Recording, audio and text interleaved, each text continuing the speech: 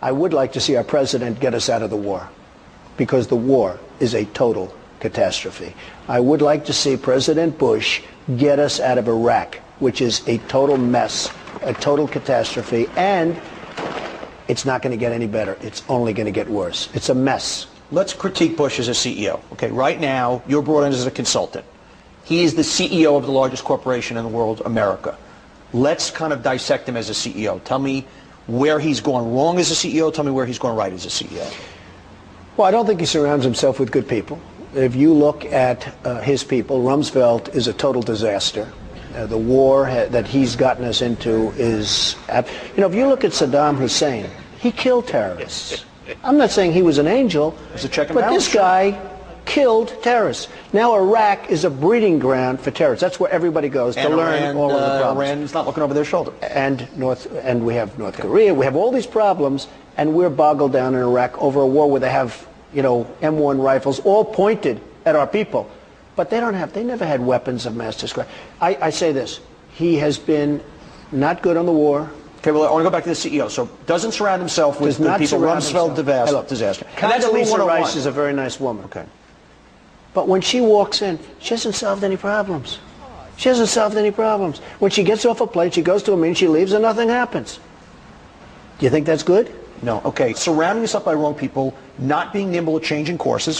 Like if you're building a building and all of a sudden there's a labor strike, you're making moves. Like okay. Give me some more CEO critiques. Really kind of as a manager, because that's what he is at the end of the day. A very poor. Well, you'd have to ask me specifics. I mean, give me a specific. How is he as far as a leader itself, leadership skills?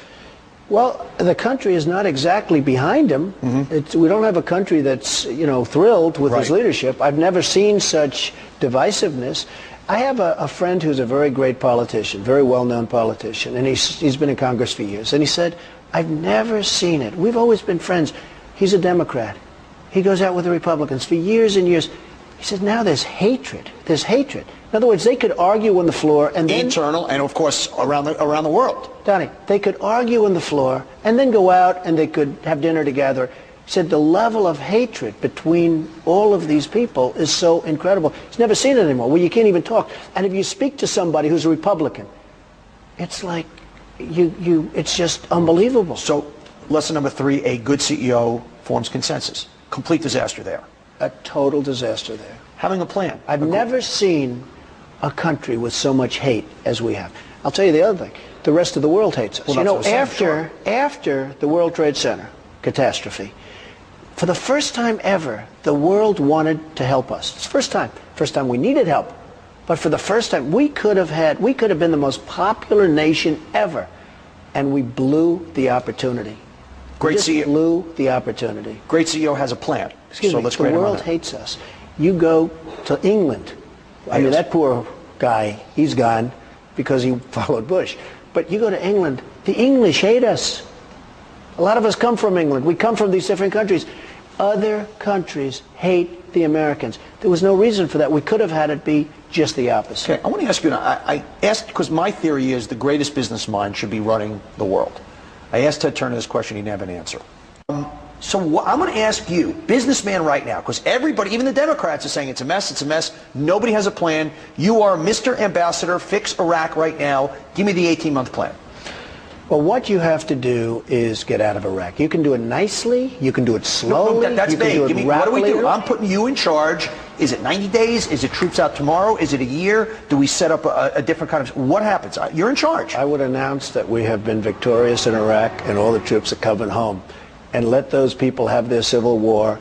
And by the way, no matter if we stay or if we leave, the most vicious person that you've ever seen, Saddam Hussein is going to be like a nice guy compared to the one who's taken over Iraq. Somebody will take over Iraq, whether we're there or not, but probably when we leave, will take over Iraq. He will make Saddam Hussein, and I say he because it will be a he in this case. This is true. He will make Saddam, in that part of the world, it's going to be a he. Now, we have a bigger story if it was a she. Right. But he will make Saddam Hussein look like a baby. As a CEO, I'm going to give you a fact that's going to make your skin crawl. Congress just passed a bill, or legislation, authorizing $20 million for an Iraq victory celebration to spend when we bring everybody else and we celebrate. Somebody puts that in front of you. You're the CEO now. You're George Bush. Somebody has just approved $20 million of taxpayer money. Don't laugh. It may not be the worst idea. I'd like to have it. I just said, announce victory, get them home. Let's spend that $20 million. Okay, so just let's say victory, tremendous. Have a big thing in the streets. Then get out real fast before you get shot. Let's get home. You know what I hate? The Trump hype. You would handle it with the Trump hype. Look, here's what I hate. Iraq has one of the biggest oil supplies in the world. Okay, one of the biggest. I mean, just like this incredible. We don't take the oil. What are we doing? We're spending $900 billion. We can't fix up New Orleans. We can't fix up our own country. We have weak educational system. We're spending $900 million. And a friend of mine whose son was just wounded, badly wounded in Iraq, the son came home, said, Dad, they hate us over there. They hate us over there. Now, how do you, I mean, the people that like us hate us. Those are the good ones. Then you have the double hate, where they want to just shoot us. But how do you solve that problem? You've got to get out of Iraq. So when you tell me $20 million for a victory celebration, I think that's sort of along the Trump line. It's the Trump hype solution. It's very, very interesting. Okay, Donald, stick around.